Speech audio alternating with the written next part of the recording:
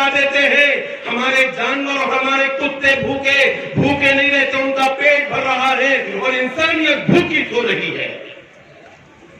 मैं आपसे अर्ज करूं, हमारा ये देश, हमारा ये वतन सूफी संतों का वतन है।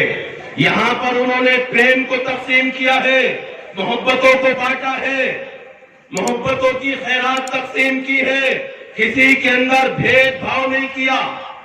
एक बहुत बड़े सूफी संत थे जिनका नाम था अब्दुल्ला इब्न मुबारक। वो अपने थैले में सोने के सिक्के लेकर चले। और से सुनिएगा कैसे जीती है इंसानियत। वो अपने थैले में सोने के सिक्के लेकर चले।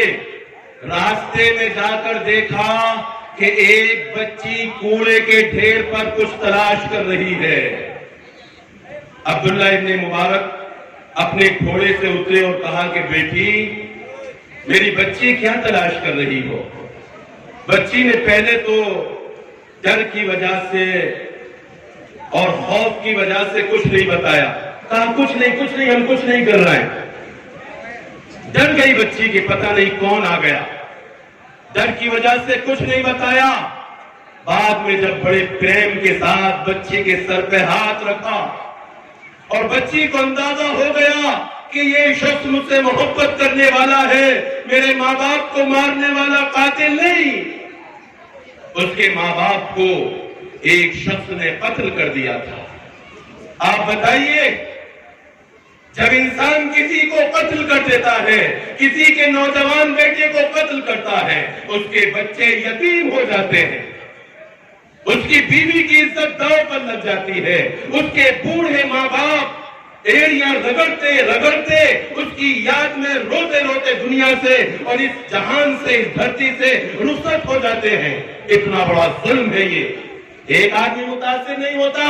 अगर कोई किसी का कत्ल करता है, पूरी इंसानियत मुतासिर होती है। अल्लाह ताला कहता है, एक इंसान को कत्ल करने वाला गोया के सारे जहान को कत्ल करने वाला है। उसने एक आदमी को कत्ल नहीं किया, बल्कि सारी दुनिया को उसने कत्ल कर दिया। सारी दुनिया को उसने तबाही के दहाने पर पहुंचा दिया। उसके बच्चों की तालीम का इंतजाम कौन करेगा? उसकी बीवी की इज्जत कौन बचाएगा? उसके माँ बाप का सहारा कौन बनेगा? उसकी बहनों की शादी कौन करेगा? बताओ, सवाल का जवाब दो। इस जुल्म का मदावा, इस जुल्म की किस तरह से तलाफी होगी? तो मेरे भाइयों, हमें जुल्म के खिलाफ, अत्याचार के खिलाफ, जराइम के खिलाफ, पापों के खिलाफ हमें आवाज उठानी है। तो मैं आपसे अर्ज कर रहा था, बहुत ज्यादा सूफी संत थे। बच्ची के सर पे मोहब्बत से हाथ रखा। बच्ची फूट फूट कर रोने लगी, बहुत बिलक बिलक कर रोने लगी। और उसने हाथ को आगे किया और दिखाया कि देखिए, एक मेरा भाई है और घर पर मैं हूं और हमारा कोई सहारा नहीं। मैं हूं और मेरा भाई है और घर पर हमारा कोई सहारा नहीं। मेरे घर में खाने पीने की तमाम चीजें खत्म हो गई। मजबूरी की हालत में मैं अपने भाई की भूख को ना देख सकी, तो इस कूड़े पर कुछ तलाश करने के लिए आई थी, इस कचरे पर कुछ तलाश करने के लिए आई थी। हो सकता है कोई खराब सड़ा हुआ फल मिल जाए, फल के छिलके मिल जाए, किसी की फेंकी हुई रोटी मिल जाए। मैं इसको तलाश करने के लिए आई थी, लेकिन मुझे कुछ नहीं मिला। एक मुर्दार चिड़िया मिली है, एक मुर्दार चिड़िया मुझे मिली है, मैं अपने भाई के लिए लेकर जा रही हूं।